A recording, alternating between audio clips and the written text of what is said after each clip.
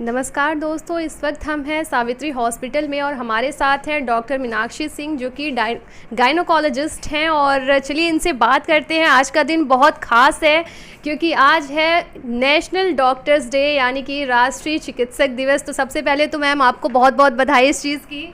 Thank you very much. और एक बात आपसे पूछनी थी कि आज का दिन डॉक्टर्स को डेडिकेटेड है, तो आपको कैसा लगता है कि एक पूरा का पूरा दिन डॉक्टर्स को डेडिकेटेड है और ऐसे लोगों को जो कि लोगों की जीवन की रक्षा करते हैं, तो आपको कैसा लगता है इस बारे में?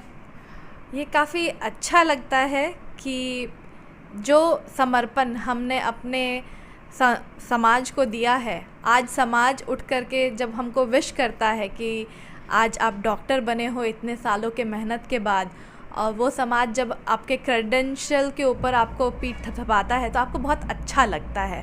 और ये चीज़ बहुत ही बढ़िया है। और तुलिका जी, आपने इस मौके पे हमें कुछ वक्त दिया है अपने समाज के दोस्तों के साथ बिताने के लिए, इसके लिए दिल से मेरा शुक्रिया है आपके लिए। डॉक्टर्स अपने जब जीवन में सोचते हैं कि वो डॉक्टरी करेंगे तो वो ये सोचते हैं कि हम अपने सगे संबंधी, अपने समाज में जितने लोग हैं उसकी सेवा करें। हर कोई यही चाहता है कि जितना कष्ट समाज में है उसे कम कर सके। हमारे थोड़े से भी योगदान से अगर लोगों का भला हो जाए तो हमें वो अच्छा लगता है। और यही चीज़ हर डॉक्टर के मन में आती है, आती थी और आते रहेगी। माना कि इस बीच में थोड़ा बहुत लोगों का विश्वास डॉक्टर से उठ गया है, जब खास करके खबरें सुनते हैं कि यहाँ डॉक्टर की मारपीट हो गई, वहाँ डॉक्टर पे मारपीट हो गई, तो बहुत बुरा लगता है कि इतने साल के पेशा के बाद क्या यही चीज़ समाज को देना था। लेकिन एक हल्की सी खुशी जब पेशेंट ये कहता है कि डॉक्टर साहब आपकी दवा से हम बहुत ठीक हो गए, हमें अच्छा महसूस हो रहा है, हमारा दर्द कम हो गया है। और ख़ास करके मैं गायनी में हूँ तो वो हर बच्चा जब बाहर निकलते हुए रोता है तो वो रोता है और मेरे स्माइल होता है चेहरे पे कि मैंने एक खुशी दी है। उसका जितना ज़्यादा रोना उतना हमें खुशी। अच्छा, और रो रहे हो, बहुत अच्छी बात है। इसका मतलब ये है कि जब आप एक नया जीवन आप हाथ में लेते हो, दूसरों को सौंपते हो, तो वो चीज़, एक खुशी जो होती है वो डॉक्टर्स के चेहरे पे भी होती है। और जितना अगर एक माँ को बोले जो नई नई माँ बनी होती है उसकी जितनी खुशी होती है उतनी ही डॉक्टर साहिबा की भी खुशी होती है। ये आप देख सकते हो। और अभी भी इनके चेहरे पे वो एक स्माइल है। शायद वो कोई इंसिडेंट सोच रही होंगी जिसकी वजह से ये स्माइल उनके चेहरे पर आ गई है, मैं बिल्कुल विश्वास के साथ कह सकती हूँ। और सेकेंड चीज़ एक थी कि अभी 2 साल इतने ऐसे बीते हैं हमारे कोविड सिचुएशन में, और उस टाइम में भी आप लोगों ने जिस डेडिकेशन के साथ में काम किया है वो तो मतलब क्या ही कहें। बस एक थैंक यू वाली चीज़ आती है हमारे सबके मन से कि आप लोगों ने इतना काम किया। तो आप क्या कहते हो, उस टाइम पे आपको डर नहीं लगता था जब आप हॉस्पिटल पे आते थे, इतना सब कुछ हो रहा होता था आसपास में, तो आप कैसे डील करते थे उस सिचुएशन को? उस एक्सपीरियंस के बारे में हमें कुछ बताइए। देखिए, डर तो सबको लगता है। ये गलत बात होगा मैं कह दूं कि मैं चली गई भीड़ में और मैं कहूँ मुझे डर ना लगे। लेकिन एक बात होता है आत्मविश्वास, कि भाई सब कुछ किया धरा ऊपर से वाले से है, उसी ने सब कुछ संभाला है, वो आगे संभालेगा। और जब मुझे इस लाइन में डाला है कि मैं लोगों की सेवा कर सकती हूँ तो अभी बैठ के क्यों डरूँ। तब तो सेवा और करने का मौका मिला है, करना ही चाहिए। यही सोच करके और ये जानते हुए कि लोग हम पे विश्वास करते हैं, ये लोगों का जो विश्वास होता है ना, बहुत इम्पॉर्टेंट चीज़ होता है। पेशेंट जब आपके कमरे में घुसता है और वो जब आपको इस तरीके से कहता है कि मैडम अब आप ही इसको देखो कैसे ठीक कर सकते हैं, तो वो विश्वास जो उठता है वो आपके दिल को ऐसे छूता है कि होता है कि अब इसके लिए चाहे कुछ भी करना पड़े, हम विश्वास भर देते हैं, हम कर देंगे। और यही चीज़ होती है जो हम एक्सपेक्ट करते हैं कि आप जितना विश्वास हम पे कर रहे हैं हम भी आप पे जताएं और आप ये विश्वास मेंटेन रखें। देखिए, हम भगवान नहीं हैं, कुछ चीज़ें मिस हो जाती हैं, कुछ चीज़ें चाहते हुए भी हम ठीक नहीं कर सकते हैं। उस चीज़ों पे थोड़ा संयम रखें, कुछ हम पे विश्वास रखें, कुछ भगवान पे रखें, बस। डॉक्टर, अभी आपने कहा आप भगवान नहीं है, लेकिन हम सब जानते हैं कि अर्थ पे अगर लोग ऐसा बिलीव करते हैं कि भगवान के बाद कोई आपका जीवन बचा सकता है तो वो डॉक्टर्स ही होते हैं। और यही है बात कि लोग अपने विश्वास के साथ में आपके पास आते हैं, अपनी कोई भी बड़ी से बड़ी बीमारी हो उसको लेकर के आपके पास आते हैं। लेकिन कभी कभी ऐसा भी सिचुएशन होता है जब कोई पेशेंट अपना केस पहले से कुछ हद तक ख़राब कर चुका होता है, क्योंकि वो अगल बगल के किसी मेडिकल स्टोर से कुछ मेडिसिन ले लेता है और उसके बाद से पता चलता है कि यार बीमारी ठीक होने की बजाय और भी ज़्यादा बढ़ गई है। तो ऐसे लोगों से आप क्या कहना चाहती हैं, क्या सजेशन देना चाहती हैं ऐसे लोगों को? इन लोगों से मैं बस एक ही चीज़ कहना चाहती हूँ कि सही जगह पे इलाज कराना ज़रूरी होता है। जिस चीज़ के लिए सावित्री हॉस्पिटल देवरिया में खड़ा किया जा रहा है, खड़ा किया गया है, ये एक मल्टी स्पेशलिटी हॉस्पिटल खड़ा किया है हमने।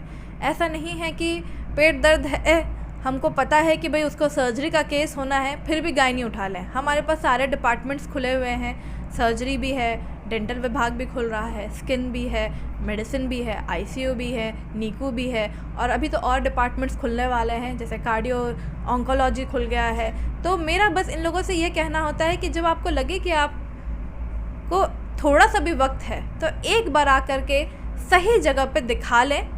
हो सकता है कि आपका 90% शक सही हो और वो कुछ ना निकले, लेकिन 10% लोगों में जब फंस जाते हैं तो बहुत बुरा होता है। तो बेटर है कि एक कोलैबोरेटेड जगह पे जाएं, जैसे कि यह हॉस्पिटल है। ऐसा नहीं कि बस एक ही डॉक्टर के पास जाके बैठ गए हो और उससे नहीं हो रहा है तो आप, उसने बोला भी हो कि मल्टी स्पेशलिटी में जाओ, लेकिन हम वहीं जाके दिखाएंगे क्योंकि वो पास में है और वो इंजेक्शन दे के हमको कम दाम में कर देता है।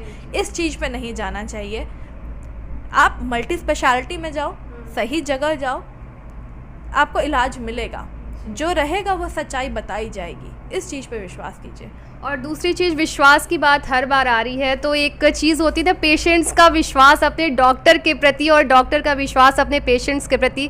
तो एक चीज़ आई थी मन में मेरे, वो मैं पूछना चाहती थी आपसे कि जब कोई पेशेंट आपके पास आता है तो आप किस तरीके से उसको समझाते हैं कि आप वो सही व्यक्ति हैं जिसके पास वो आए हैं अपनी बीमारी को लेकर के, और आप पे वो विश्वास करें कि वो आपकी जो भी प्रॉब्लम्स हैं उसको वो सॉल्व कर देंगे, उसको ठीक करेंगे। तो वो विश्वास किस तरीके से आप जगाते हैं उनके मन में? बता के, बस सच्चाई बता कर, सच्चाई बता के, बस सच्चाई। कितनी सिंपल वर्ड में मैम ने बोल दिया कि बस सच्चाई बता के वो विश्वास जगा देते हैं। और सच में जहाँ सच आता है वहाँ पर विश्वास ऑटोमेटिकली आ ही जाता है। और यही एक चीज़ है जहाँ पर मैम के इतने सारे पेशेंट्स हैं और जो पहले के रहे हुए हैं और जो अभी भी हैं, वो अपने विश्वास के दम पर ही यहाँ बने हुए हैं और मैम से अपना इलाज करा रहे हैं। और एक चीज़ और मैम आती है कि आप इलाज तो कर देते हैं दवाइयों के साथ में, एक चीज़ दूसरा आता है काउंसलिंग, जो बहुत इंपॉर्टेंट होता है। किसी भी चीज़ को अगर आप बीमारी में ले लें या फिर अगर कोई माँ बनने वाली है कोई महिला, उसकी भी काउंसलिंग की बहुत ज़रूरत पड़ती है।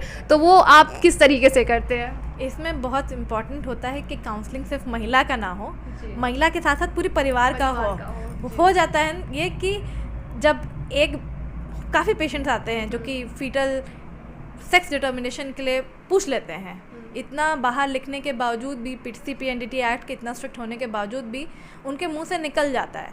तो ऐसे में काउंसलिंग महिला की नहीं की जाती, उनके परिवार की जाती है।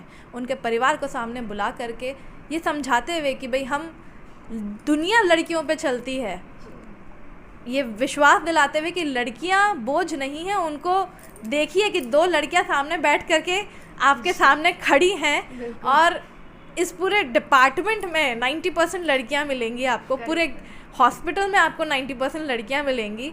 इसको विश्वास करें और इसको आके देखें, महसूस करें, तो आपको ये कभी बोझ नहीं लगेगा। तो काउंसलिंग पूरी फैमिली की हो, सच्चाई पूरी फैमिली को बताया जाए, यही बस मेरा एक मोटो है और मेन लाइन है जिस पे मैं वर्क करती हूँ। तो एक तरीके से देखा जाए तो डॉक्टर साहिबा मेडिसिन से तो ठीक करती हैं, साथ में काउंसलिंग भी करती हैं, और एक जो होने वाली माँ है उसकी काउंसलिंग तो होती है, साथ में उस पूरे परिवार की काउंसलिंग होती है। अगर किसी केस में वो आकर ये पता करना चाहें कि ये होने वाला बच्चा लड़का है या लड़की है, और वो भी तब जब वो एक ऐसे डॉक्टर के पास आ रहे हैं जो खुद एक महिला हैं, तो आप सोचिए वहाँ पे एक बिल्कुल कॉन्ट्राडिक्टरी सा सीन हो जाते हैं कि आप एक महिला पर विश्वास प्रयास तो कर रहे हैं, लेकिन अपने घर में एक बच्ची को देखना शायद आपके लिए उतना गवारा नहीं होता है। तो ये थोड़ा सा लोगों को सीखना पड़ेगा, समझना पड़ेगा, और इस तरीके की काउंसलिंग यहाँ पर होती है, तो ये तो बहुत ही अच्छी बात है। डॉक्टर, अभी कुछ देर पहले आप बता रहे थे कि सही जगह पर इलाज करना बहुत ज़रूरी है, आपको इधर उधर कहीं भी भटकने की ज़रूरत नहीं है, लेकिन सही जगह के साथ साथ में सही समय का भी बहुत इंपॉर्टेंस होता है। तो उसके बारे में कुछ हमारे जो लिसनर्स हैं उनको बताइए कि सही समय उन्हें कब आइडिया होना चाहिए कि हाँ इस वक्त पे हमें डॉक्टर के पास जाना ही चाहिए, और लेट अगर हम करेंगे तो हमारा केस ख़राब हो जाएगा। तो उसके बारे में कुछ अगर आइडिया आप दे पाएं। देखिए, ऐसा जगह मैं फीमेल्स को कहूँ, जैसे मैं गायनेकोलॉजिस्ट हूँ, तो काफ़ी चीज़ें प्रिवेंटेबल डिसीज़ कहलाती है, जैसे cancer of cervix, breast cancer, ये सब बहुत ही प्रिवेंटेबल डिसीज़ है। ठीक है, तो इन सब का सही समय ऐसे होता है कि हर महिला जिसको वाइट डिस्चार्ज की प्रॉब्लम हो रही हो, जिसको नीचे के जगह पे बदबूदार पानी आ रहा हो, उसको एक बहुत ही सस्ते की जांच होती है, पैप स्मीयर कहलाती है। बहुत ही आसान सी जांच होती है, कोई दर्द नहीं देता है, बहुत ही आइडियोलॉजिकली सस्ते में दाम होता है। वो रिपोर्ट की वैलिडिटी 5 इयर्स तक रहती है कि अगर आपका ये पानी सफ़ेद पानी है और इसका आपने पैप स्मीयर करा रखा है, पैप स्मीयर के अंदर आपका आया है कि आपको सिर्फ इन्फेक्शन है या कैंसर नहीं है, तो आप 5 साल तक शांति से बैठ सकते हो कि आपको कैंसर नहीं होने वाला है। 5 साल के बाद वो उम्र के हिसाब से आप चेक करा लो। दूसरा चीज़ होता है ब्रेस्ट डिसीज़।